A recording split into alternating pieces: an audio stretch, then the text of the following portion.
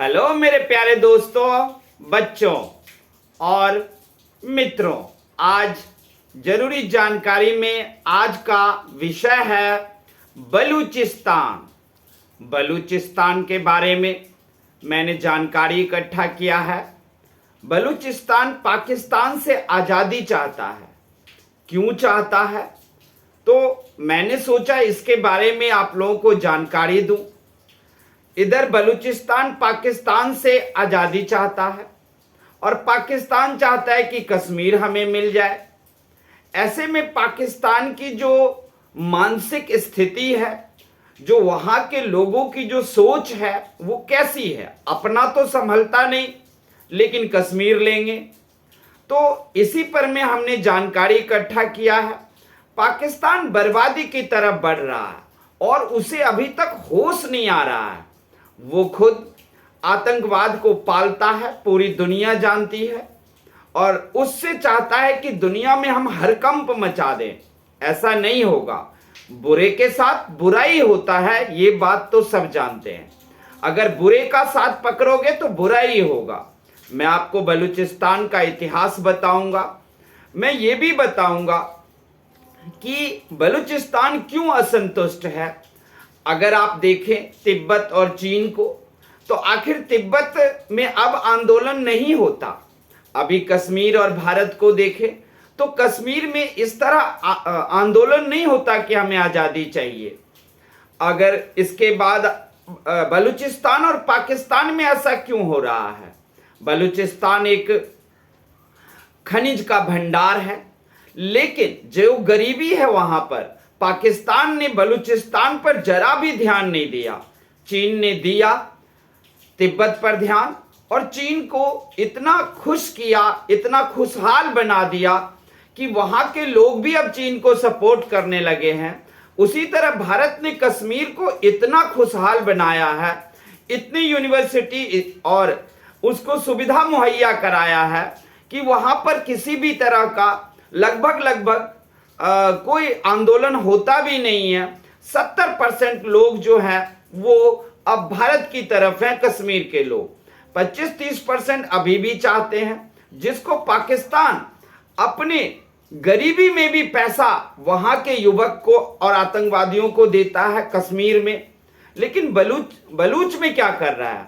अगर आप बलूचिस्तान देख लो, पाकिस्तान का बलूचिस्तान नहीं, खैर पख्तूनवा जो है वो भी जाएगा इसके हाथ से, सिंध भी जाएगा। वैसे आप लोग जानते हो हमारे देश में हमारा राष्ट्रगान ही है कि पंजाब सिंध गुजरात मराठा द्राविड़ उत्कल बंगा। तो सिंध पंजाब भी जाएगा, बलूचिस्तान जाएगा, खैर पख्तूनवा जाएगा। क्या बचेगा पाकिस्तान के पास? सिर्फ एक इस्लामाबाद और लाहौर, बस। तो बुरे का साथ बुरा ही होता है। मैंने सारा इकट्ठा किया। तो आइए पहले मैं आपको बता दूं कि अफगानिस्तान जो बलूचिस्तान जो है उसका सीमा किस किस देश से लगता है, और ये भी बता दूंगा कि हमारे देश और बलूचिस्तान का क्या संबंध है, क्या रिश्ता है। तो सबसे पहले अफगानिस्तान, ईरान, पाकिस्तान, ये तीन बलूची के पड़ोसी हैं और बलूचिस्तान के सीमा बॉर्डर से ये तीन देश लगते हैं। हमारे देश का, भारत का बलूचिस्तान से काफी गहरा संबंध है, क्योंकि गांधारी वहीं से आई थी। बलूचिस्तान, अफगानिस्तान ये सब मिलाकर गांधार नरेश था, जहां पर शकुनी राज करता था, और गांधारी वहीं से विवाह करके भारत में आई थी। अगर हम देखें तो बलूचिस्तान में कौन कौन से लोग रहते हैं, तो बलूचिस्तान का रिश्ता जो है वो ईरानियन से भी है, पाकिस्तानी से भी है, अफगान से भी है और बलूचिस्तान से भी है। तो बलूचिस्तान को 4 डिवीजन में बांटा गया है: ईरानियन, पाकिस्तानी, अफगान और बलूचिस्तान। जनसंख्या बलूचिस्तान की 2 करोड़ है और इसका जो क्षेत्रफल है, एरिया, वो 3,47,719 किलोमीटर है। मतलब 3,47,190 किलोमीटर इसका जो है वो एरिया है। अब सबसे बड़ी बात कि 14 मई को अफगानिस्तान ने 14 मई 2025 को अपनी आजादी का ऐलान कर दिया है। ठीक उसी तरह जैसे भारत के आजादी का ऐलान 26 जनवरी 1930 को लाहौर में रावी नदी के तट पर पंडित जवाहरलाल नेहरू ने घोषणा किया था 1930 को कि अंग्रेज हमें छोड़कर जाए या ना जाए, लेकिन आज से भारत आजाद है। उसी तरीके से अभी 14 मई को वहां के जो बलूच नेता हैं मीर यार बलूच ने एक बहुत बड़ी जन सैलाब उनके लिए आया और उन्होंने सीधा कहा कि पाकिस्तान हमें आजाद करे या ना करे, लेकिन आज से बलूची लोग मान लेंगे कि हम आजाद हैं। अगर देखते हैं कि अफगानिस्तान का जातीय समूह क्या है, तो अफगानिस्तान के जातीय समूह में है कई तरह के, इसकी जो एथनिसिटी है, जातीयता है, वो भी काफी ज्यादा मिक्स है, क्योंकि यहां पर कभी अंग्रेजों का भी शासन रहा है, पारसियों का भी शासन रहा है, इसलिए सब तरह के लोग हैं। जैसे यहां पर जो लोग हैं जातीय समूह है वो है ब्रहुई, पश्तून, हजारा, जगदाल और सिंधी लोग रहते हैं, ताजिक लोग रहते हैं, सिस्तानिस लोग रहते हैं, पर्शियन लोग भी रहते हैं, क्योंकि पर्सिया का पारसी लोगों का भी यहां पर में आना जाना और राज रहा है। खेतरान लोग भी रहते हैं और यहां पर खासकर सुन्नी मुसलमान रहते हैं। अब बलूच जो है आखिर कहां से रिलेटेड है, ये सिंधु घाटी सभ्यता से भी इनका रिश्ता है और यहां पर 3rd सेंचुरी में आकर 3री शताब्दी में हिंदू राजा हुआ करता था, लेकिन जब अंग्रेज आया तो ब्रिटिश ने अपना इस पर कब्जा कर लिया। लेकिन अंग्रेज तो यहां से छोड़कर गए 1947 में, लेकिन अंग्रेज ने एक बहुत बड़ी चालाकी करके गया था जिससे कि भारत कभी संभले नहीं। जब भारत अंग्रेज गया तो अंग्रेज ये कहकर गया कि जिसको जहां से मर्जी हो अपना आजाद कंट्री बना सकते हो, लेकिन भारत के 2 टुकड़े हो चुके थे, पाकिस्तान और हिंदुस्तान। और हिंदुस्तान के जो गृह मंत्री थे वो थे सरदार वल्लभ भाई पटेल। पटेल जी ने कहा कि देखो भारत के 2 टुकड़े हो गए, अब तीसरा टुकड़ा नहीं होगा, जितने भी रियासत हैं, सूबा है, या तो पाकिस्तान में मिलो या फिर आप हिंदुस्तान में मिलो। हिंदुस्तान में भी कई बातें थी कि निजाम या सिक्किम ये सब नहीं मान रहा था, बलूचिस्तान भी नहीं मान रहा था। बलूचिस्तान 263 दिन तक आजाद रहा और एक अलग देश बना लिया था, लेकिन 28 मार्च 1948 को पाकिस्तानी सेना ने बलूचिस्तान पर आक्रमण किया और 263 दिन की जो आजादी थी बलूचिस्तान को, उसे छीनकर उसे अपने कब्जे में ले लिया। तो यहां साफ जाहिर है कि पाकिस्तान ने बलूचिस्तान पर जबरदस्ती कब्जा जमाया। अगर बलूच की संस्कृति देखें तो बलूच की संस्कृति में आप देखोगे यहाँ की पेंटिंग और यहाँ की कारपेट बहुत फेमस है। कारपेट पर में जो चित्रकारी की जाती है, पच्चीकारी की जाती है, वो बहुत फेमस है। एक और बात, बलूचिस्तान अपने आप को इस्लाम का हिस्सा नहीं मानता है, उनके पूजा करने का तरीका अलग है। वहां जबरदस्ती मस्जिद तो बनाए गए हैं पाकिस्तान के द्वारा, लेकिन आजकल आप सोशल साइट्स या एक्स नामक, जो पहले इसका नाम ट्विटर हुआ करता था, वहां देखोगे बलूची लोग वहां ऐलान कर रहे हैं कि नहीं, हम लोग इस्लाम के हिस्सा नहीं है, हमारे पूजा करने का तरीका अलग है।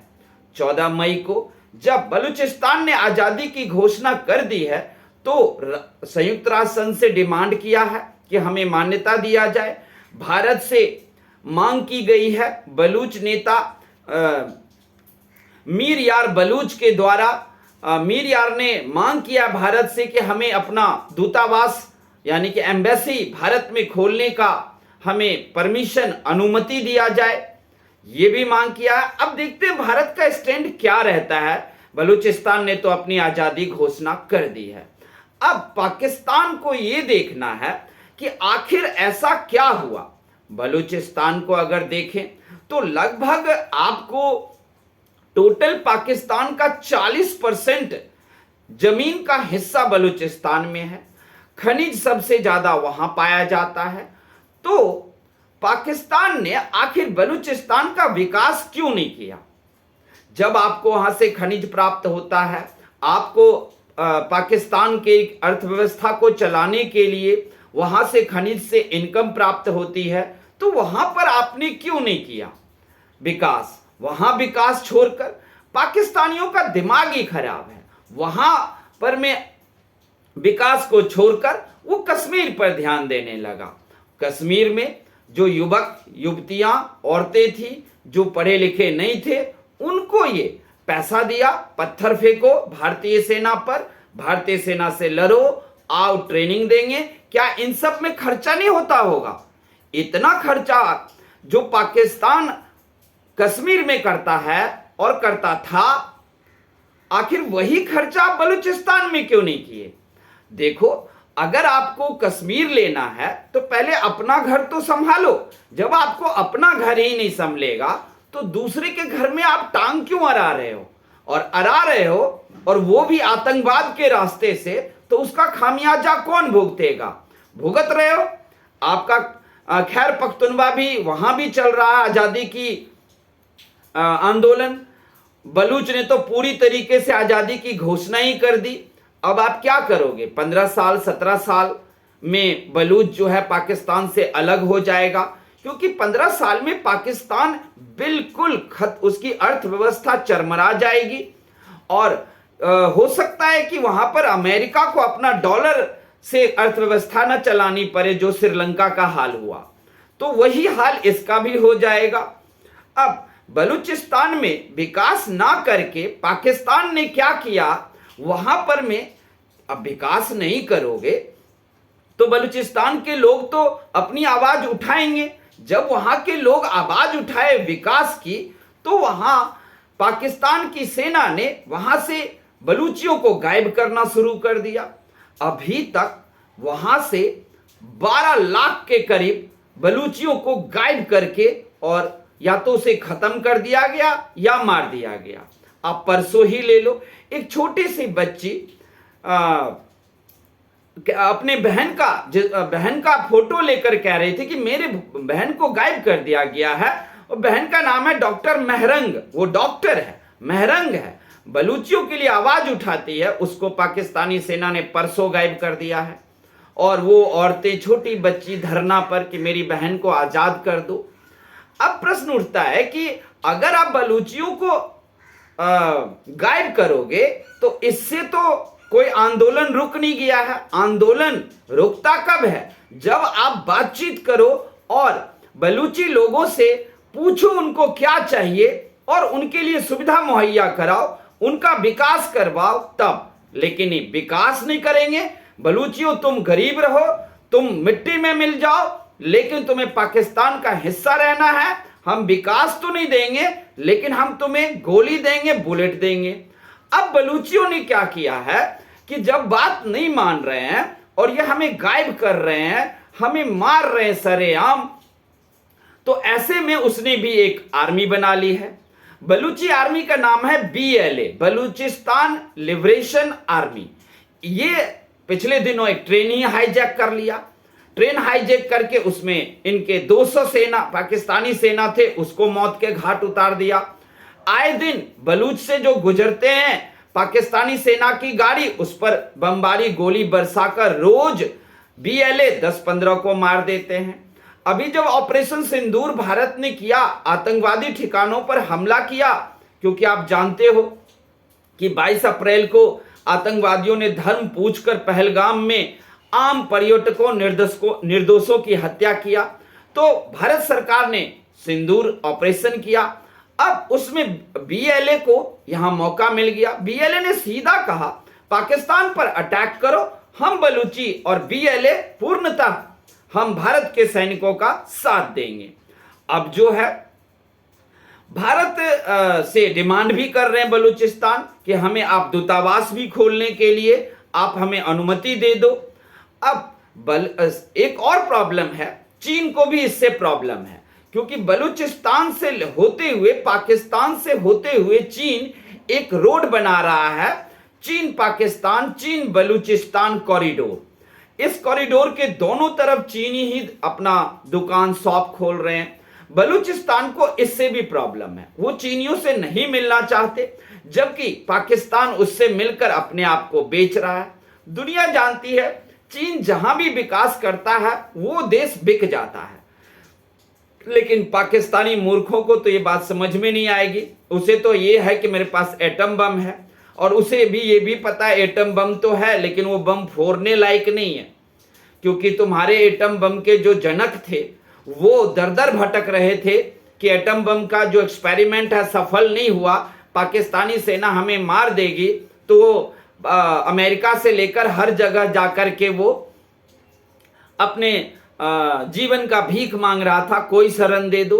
तो इसका एटम बम तो वैसे भी फटने वाला है ही नहीं। हाँ, कुछ न्यूक्लियर रिएक्टर हैं जहां पर ये न्यूक्लियर केमिकल रखा हुआ है, अगर वो रिश्ता है तो वो भी पाकिस्तान को ही नाश करेगा।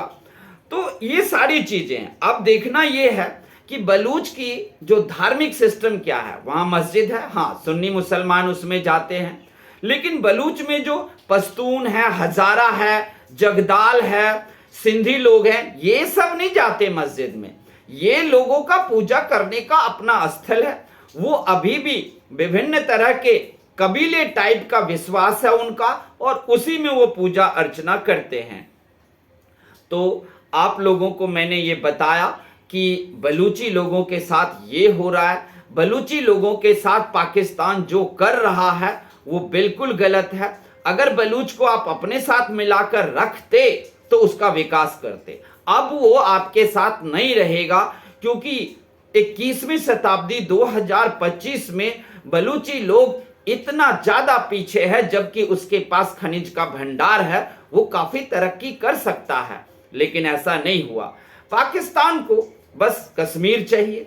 क्या करोगे लेकर? अबे मूर्खों पाकिस्तानियों, इतना तो समझो कि पहले अपने टूटने से बचाओ। बांग्लादेश तुमसे टूटकर अलग ही हो गया, तब भी सबक नहीं लिया।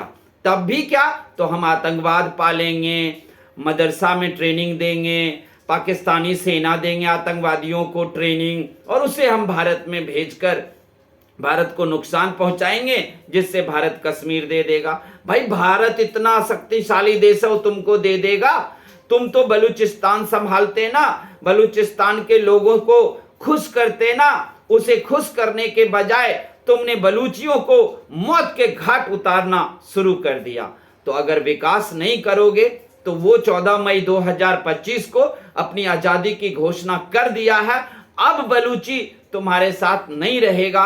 10-15 साल में पाकिस्तान की अर्थव्यवस्था मिट्टी में मिल जाएगी, और बलूची का जो बीएलए है वो ताकतवर होता जाएगा। अब कई देश बीएलओ को सपोर्ट भी कर रहा है और कह रहा है जो हथियार चाहिए, जो कुछ चाहिए सब दे रहे हैं। बलूची लोग संसार के विभिन्न देशों में काम करके थोड़े थोड़े पैसे जोड़कर हथियार खरीद रहे हैं, और 10-15 साल में पाकिस्तान खत्म और नए बलूचिस्तान का जन्म हो जाएगा। वैसे बलूचियों के हिसाब से 14 मई 2025 को इनका जन्म हो चुका है, लेकिन कागजी और ऑफिशियली जो है वो 10 से 15 साल लग जाएंगे, तब तक पाकिस्तान नाश हो जाएगा। तो हम यही कहना चाहते थे। बलूची से हमारा काफी संबंध है, गांधारी वहीं से आई थी। हम पूरा भारतवासी बलूचिस्तान को सपोर्ट करेंगे। इसलिए सपोर्ट करेंगे क्योंकि पाकिस्तान हमेशा आतंकवाद को बढ़ावा देता है और कश्मीर मांगता है, भारत को नुकसान पहुंचाता है। तो ऐसे आतंकवादी सोच वाले देश पाकिस्तान को नाश ही हो जाना चाहिए। हम बलूचियों को समझाते भी, हम भारतवासी बलूचियों को कहते नहीं भैया मिलकर रह जाओ, लड़कर क्या फायदा, लेकिन अब नहीं बोलेंगे। क्यों? क्योंकि पाकिस्तान जैसी सोच इस धरती से खत्म हो जानी चाहिए। इसके आप कोई सोशल साइट्स पर पाकिस्तान में कुछ यूट्यूबर हैं, जो कुछ यूट्यूबर अच्छे हैं, वो लोग जब इंटरव्यू लेते हैं तो मैंने देखा 70% पाकिस्तानी पागल हैं। 70% पाकिस्तानी कहेंगे हम हिंदुस्तान से ताकतवर हैं, हमारे पास जज्बा है, हम जज्बे से लड़ेंगे और जीत जाएंगे। मतलब ऐसा मूर्ख पागल इस दुनिया में हमने देखा नहीं। अब जज्बा दिखाओ बलूचिस्तान में, ले लो बलूची ने आजादी की घोषणा कर दी है और तुम्हारा 10 साल में तुम्हारा अर्थव्यवस्था बिल्कुल नाश हो जाएगा। तो यही सारी चीजें हमने आप लोगों को जानकारी दी कि कोई भी देश का कोई भी भाग अगर टूटने लगता है तो वहां की सरकार का सबसे प्राथमिकता होनी चाहिए कि जो भाग हमारा टूटकर अलग हो जाता है हम उसको खुश करें, हम उसके यहां विकास कर दें, जैसा कश्मीर में हुआ, जैसा चीन ने तिब्बत में किया, जैसा चीन ने सिकियांग में किया, और वहां बिल्कुल शांति है। भारत में भी मिला जुलाकर 70-80% शांति है। कश्मीर में लोग सब भी समझ गए हैं कि हमें भारत के साथ रहकर तरक्की मिलेगा और पाकिस्तान के साथ रहा तो वो बलूचियों वाला हाल कर देगा हमारा। अब 5-10% जो हमारे जम्मू कश्मीर में लोग पागल हैं जो चाहते हैं कि हम उसकी तरफ रहें, वो पढ़े लिखे नहीं है, वो उनका दिमाग खराब हो गया है जो पाकिस्तान की बातों में आ रहे हैं। अब देखते हैं कि बलूचिस्तान को संयुक्त राष्ट्र संघ का क्या स्टैंड रहता है, भारत का क्या रहता है, अमेरिका का क्या रहता है। कुछ भी हो, हम भारतवासी पूरी तरीके से अब बलूचिस्तान के साथ है, उसकी आजादी की लड़ाई में हम उसको साथ देंगे। तो यही सारी जानकारी मैंने आप लोगों के लिए इकट्ठा किया कि बलूचिस्तान क्या है, वहां क्या चल रहा है और बलूचिस्तान को आजादी कैसे मिलेगा, भारत को सपोर्ट करना पड़ेगा उसे। तो एक बात और ध्यान देने है कि बलूचिस्तान को हम आजाद तो हम भारतीय करा देंगे, लेकिन वो बांग्लादेश की तरह ना हो जाए कि बांग्लादेशी जिस तरीके से आज भारत के हिंदुओं का दुश्मन बना हुआ है, बांग्लादेश में जिस तरह से हिंदुओं पर अत्याचार कर रहा है, जबकि भारतीय ने साथ देकर बांग्लादेश को एक आजाद देश करवाया था। तो ऐसा बलूचिस्तान बाद में ना करे।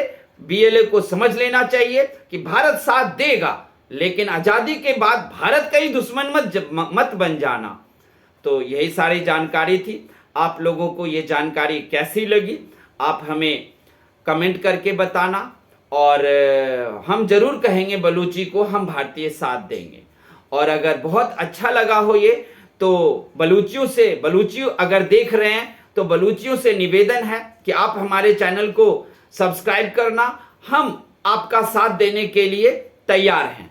तो बलूची लोग हमारे चैनल को जरूर सब्सक्राइब करना, कमेंट करना और लाइक भी करना। हम भारतीय बलूचिस्तान के साथ हैं। थैंक यू, धन्यवाद। और अगर कोई मैंने गलत बात बोला हो, बलूचिस्तान के कोई जानकारी रह गया हो, तो आप लोग कमेंट में उसे डाल सकते हो। थैंक यू, धन्यवाद।